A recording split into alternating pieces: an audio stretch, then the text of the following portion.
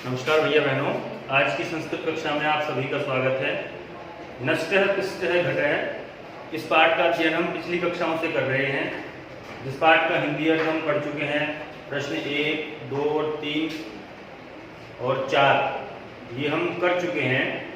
आज हम इस पाठ का प्रश्न संख्या 5 करेंगे।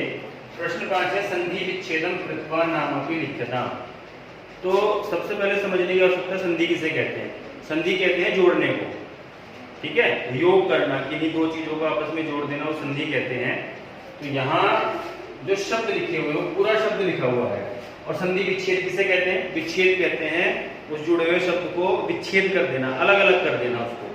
तो यहाँ जो शब्द पूरा लिखा हुआ है इसको अलग अलग करके लिखना है। जैसे पहला शब्द चिकित्सालय, इसको अलग अलग करके लिखा, और फिर इस शब्द में कौन सी संधि का प्रयोग किया गया ये भी हमें बताना है। प्यारे बच्चों, संस्कृत में जो संधियां होती हैं वो 3 प्रकार की होती हैं: स्वर संधि, व्यंजन संधि और विसर्ग संधि। उसमें भी इनके अलग अलग भेद होते हैं। स्वर संधि जो होती है उसके 5 भेद होते हैं: दीर्घ संधि, गुण संधि, वृद्धि संधि, आयाति संधि और यण संधि। इसमें जो आज हम पढ़ेंगे, जैसे पहला शब्द है चिकित्सालयम, तो चिकित्सालय को अलग अलग करेंगे तो चिकित्सा शब्द अलग बना और आलयम अलग बना। अब किस संधि के अनुसार इसको जोड़ के हम बनाएंगे?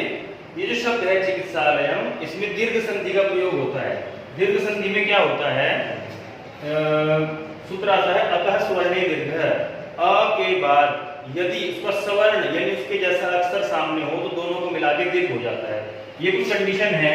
यदि अ प्लस अ होगा, आ प्लस आ होगा, अ प्लस आ या आ प्लस ए, इन सभी शर्तों में दीर्घ आ हो जाएगा। आप देखेंगे चिकित्सा, स में से आ निकला, पहले वाला जो शब्द है चिकित्सा, उसका जो अंतिम अक्षर है, अंतिम वर्ण है वो आ है। अभी आप यहाँ सा देख रहे हैं, लेकिन स में से ए निकलेगा, स हलंत रह जाएगा और उसमें से आ निकल जाएगा। ठीक है जी, क्योंकि जो व्यंजन होते हैं वो स्वरों की सहायता से पूरे होते हैं। स्वर निकल जाए तो व्यंजन आधे रह जाते हैं। तो इसमें अंत में आ है, और जो दूसरे वाला शब्द है उसका जो पहला अक्षर है वो भी आ है, यानी दोनों तरफ आ है। और मैंने आपको सिचुएशन बता दी, दोनों तरफ आ हो, दोनों तरफ अ हो, एक तरफ अ दूसरी तरफ आ यानी दीर्घ आ हो, एक तरफ आ दूसरी तरफ अ हो। इन सभी कंडीशन में उन सबको दीर्घ हो जाएगा यानी आ बन जाएगा। तो चिकित्सा प्लस आलयम बना चिकित्सालयम। चिकित्सालय में कौन संधि हुई? दीर्घ संधि। इसके बाद अगला है भिक्षाटनेन, इसको अलग करते हैं। भिक्षा का क्ष में से आ निकला और बचा आगे अटनेन। तो मैंने आपको बताया था कि एक तरफ आ दूसरी तरफ अ हो, तब भी ये अ इस आ में मिल जाएगा, पूरा शब्द बन जाएगा भिक्षाटनेन। तो इसमें भी कौन संधि हुई? दीर्घ संधि। इसके बाद तीसरा है कालांतरे। यहाँ पे क्या है कि यहाँ पे दोनों तरफ अ है, यहाँ भी अ है और ल में से आ निकला, यहाँ भी है अ है। तो इन दोनों अ को मिलके अब जैसे इसको बनाएंगे काल, ठीक है जी, इसमें से अ निकाल दिया हमने तो ल आधा बचा। तो वो जो अ है वो अ और ये वाला अ, इन दोनों को मिला के क्या बन गया? आ। अब हमारे पास क्या है? आ है। तो ये जो आ है ये हम इस ल में जोड़ देंगे, क्योंकि लय आधा है ना, फिर आ जोड़ के पूरा हो जाएगा तो बन गया ला। और आगे है न आधा न त रे, कालांतरे। तो दोनों अ को मिला के क्या बन गया? दीर्घ आ बन गया। इसमें भी कौन संधि हुई? दीर्घ संधि। इसके बाद अगला शब्द है यथेष्टम। इस शब्द में गुण संधि है। गुण संधि क्या शर्तें होती हैं कि अ या आ के बाद यदि ई या ई हो तो उनको मिला क्या बन जाएगा? ए बन जाएगा। ठीक है जी। और यदि अ या आ के बाद क्या हो? ऊ हो तो वहां क्या बन जाएगा? ओ। ठीक है। अभी यहाँ पे क्या है? अलग अलग करेंगे। यथा प्लस इष्टम, ये आ है, थ में से आ निकला, उधर है ई, तो इस आ और ई को मिलकर बन जाएगा ए। तो पूरा शब्द बनेगा, हमने यथा शब्द रखा, यथा में से आ निकाल दिया, थ बच गया, ठीक है, वो जो ई था उसका बन गया ए, तो ए की मात्रा कहाँ आएगी, थे पे यहाँ, और आगे है स्टम या थे स्टम, तो ये कौन संधि हुई, गुण संधि हुई। उसके बाद आगे है योगासनम, ये दीर्घ संधि का उदाहरण है। योग, इसमें से ए निकला और ये आ, ए और आ मिलके पूरा दीर्घ आ हो गया, तो ये बना दीर्घ संधि। उसके बाद लास्ट जो है वो है पुष्पोद्याने। पुष्पोद्याने को करेंगे पुष्प जमा उद्याने। जैसे कि मैंने आपको बताया गुण संधि का भी, यदि अ या आ के बाद उ हो तो उसको ओ हो जाएगा, तो पुष्प में से हमने ए निकाल दिया, क्योंकि ए और उ को मिलकर क्या बना, ओ, ये बना ओ। ओ की मात्रा कैसे आएगी, ऐसे, पर पूरा हो गया, ओ की मात्रा ये आ गई, और आगे बचा हुआ ज्ञाने, तो बन जाएगा पुष्पोद्याने। ठीक है जी, तो ये कौन संधि का उदाहरण हुआ, गुण संधि का उदाहरण। पिछले प्रश्न में हमने संधि विच्छेद करके शब्द लिखा हुआ है, उनको अलग अलग करके फिर संधियों के नाम लिखे थे। इस प्रश्न में हम प्रश्न जो 6 है, संधि कृत्वा नामपि लिखतु। संधि करके यानी शब्द अलग अलग विच्छेद यानी तोड़ के पहले ही लिखा हुआ है, उसको संधि करनी है। संधि मतलब जोड़ना, आपस में योग करना, तो उसको जोड़ के एक साथ लिखना है और फिर उस संधि का नाम हमें लिखना है। तो सबसे पहला जो शब्द लिखा हुआ प्रति जमा आगमिष्यामि, यहाँ पे यण संधि है, और यण संधि कैसे बनती है, एक सूत्र आता है इको यणची,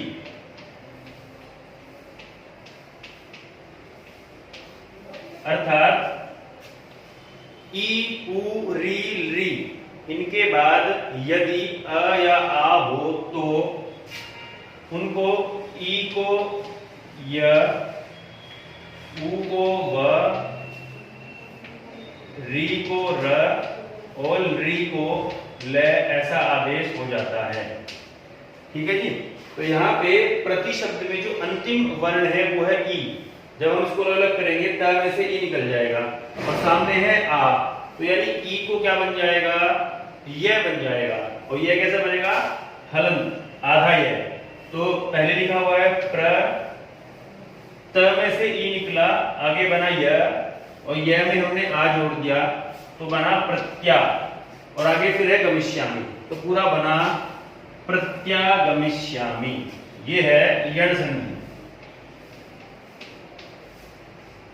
इसके बाद है राम जमा अयनम। जैसा कि मैंने आपको पहले दीर्घ संधि का उदाहरण बताया था कि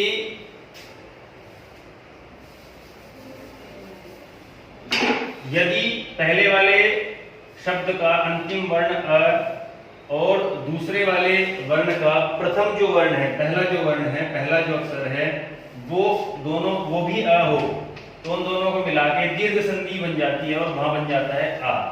ये तो एक कंडीशन हो गई। इसके अलावा यदि अ के तुरंत बाद अगला अक्षर आ हो तब भी आ बन जाएगा। यदि इधर आ और इसका पहला अक्षर अ हो तब भी आ बन जाएगा, और यदि दोनों तरफ आ हो तब भी उसका दीर्घ ही रहेगा, आ बन जाएगा। ठीक है, तो यहाँ राम प्लस अयनम, तो ये अ और ये अ मिलके आ बन जाएगा, तो बनेगा रामायणम। तो रामायणम में कौन संधि हुई, दीर्घ संधि। इसके पश्चात है सतीसह, ये भी दीर्घ संधि का उदाहरण है।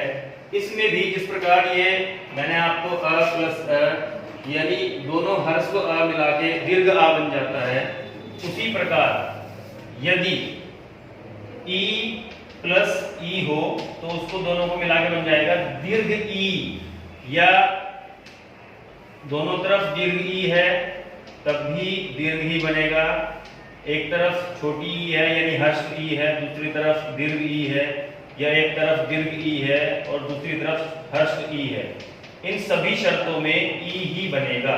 तो यहाँ पे आप देख रहे हैं सती, सती में जो त में अंत में है वो बड़ी ई है, दीर्घ ई है, और यहाँ भी ईशे में भी दीर्घ ई है, तो दोनों को मिला के एक ही बन जाएगा, तो बन जाएगा सतीसह। इसमें भी दीर्घ संधि हुई। इसके पश्चात है भोजनांतरम, ये भी दीर्घ संधि का उदाहरण है। भोजन के अंत में न में से अ निकला और अनंतरम का जो प्रथम अक्षर है वो भी अ है, दोनों अ मिलके आ बन जाएगा। तो भोजन ये अ हट जाएगा, न में आ जुड़ जाएगा, इन दोनों को मिला के आ हो जाएगा, भोजनांतरम, तो बन जाएगी दीर्घ संधि। उसके पश्चात तीसरा जो अगला जो शब्द है वो है विद्यालय। विद्या प्लस आलय है।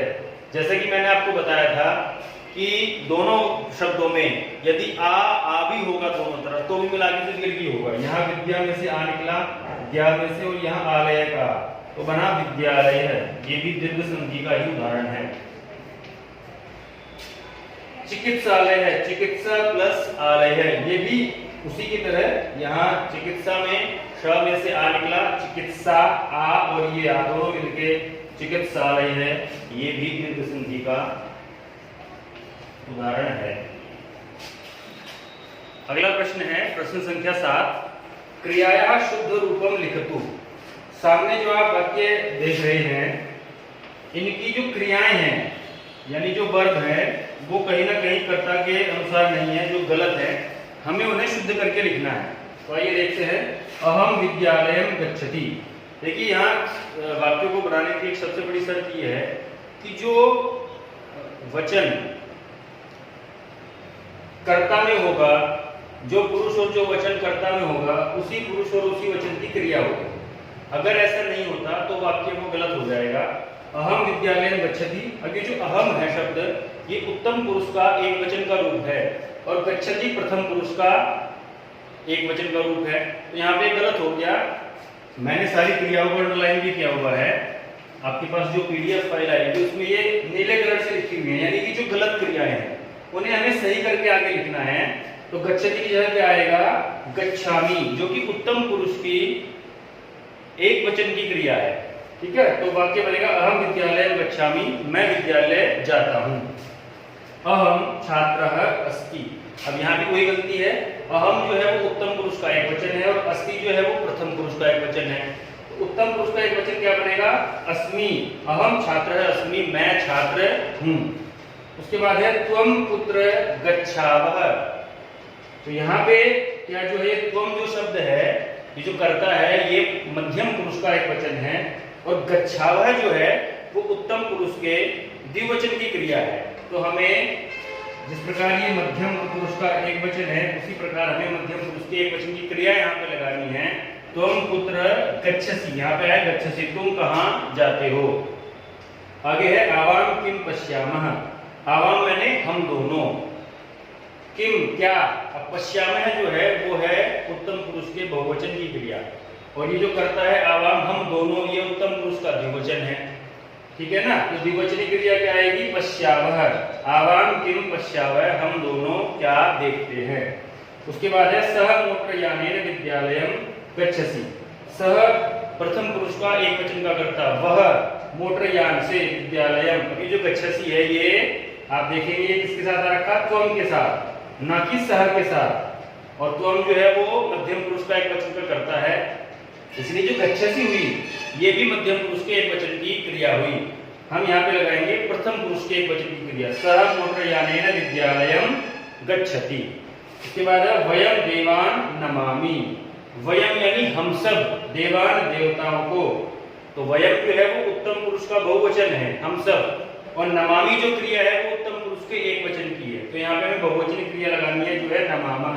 वयम देवान नमामः, हम सब देवताओं को नमस्कार करते हैं।